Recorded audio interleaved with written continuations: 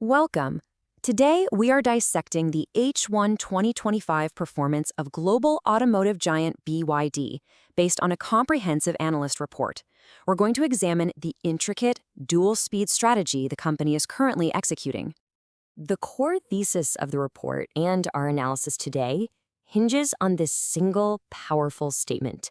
BYD is essentially operating on two parallel tracks, leveraging highly profitable international growth to subsidize an aggressive, high-stakes price war in its domestic market. Let's dive into the data. First, let's examine the situation in BYD's home market of China. The report characterizes this landscape as nothing short of a battlefield, defined by intense and widespread price competition. And this data provides a snapshot of that very battlefield. As you can see in the mass market segment, BYD's Ken Plus shows formidable strength against traditional incumbents. However, as we move up into the higher margin premium segments, the picture changes. Here, BYD faces formidable rivals like Tesla's Model Y and the increasingly competitive Atto M9. So, the strategic imperative in the domestic market becomes clear. The playbook is to leverage proprietary DMI hybrid technology and enormous manufacturing scale. The objective? To aggressively capture market share from traditional gasoline vehicles, even if it means accepting significantly compressed profit margins to do so. Now, this raises a critical question. How can BYD afford such a margin-intensive domestic strategy?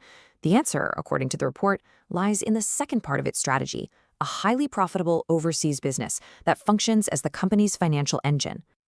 And the scale of that engine is quite remarkable. The report highlights a staggering 130% year-over-year increase in overseas revenue in the first half of 2025, reaching a total of 135.4 billion yuan. So how is this overseas growth so profitable? This table reveals the mechanism. The report provides clear evidence of what it calls a high pricing strategy abroad.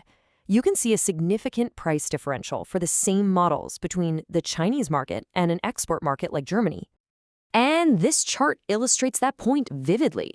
The very same vehicle, the Atto 3, is sold in Germany at a 122% premium compared to its domestic price. This price delta creates a massive profit buffer, which in turn provides the capital to fund the domestic market share campaign. This dual-speed strategy has a clear and direct impact on the company's financial statements, and when we decode them, we see a story of impressive top-line growth set against significant margin pressure. The first key indicator from the report is this divergence between revenue and profit growth. While revenue grew at a robust 23.3%, net profit growth was considerably slower at 13.8%. This gap is the financial manifestation of the domestic price war. At the same time, the report points to another major capital allocation decision, a massive surge in research and development spending, which reached 30.9 billion yuan in just the first half of the year. This comparison is particularly striking. R&D spending was nearly double the company's net profit for the same period. The report frames this not as an expense, but as a deliberate strategy, sacrificing today's profit for tomorrow's technological dominance.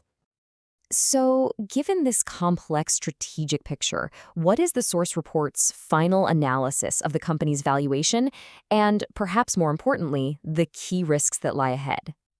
Let's look at how the analysis translates these strategic factors into a valuation.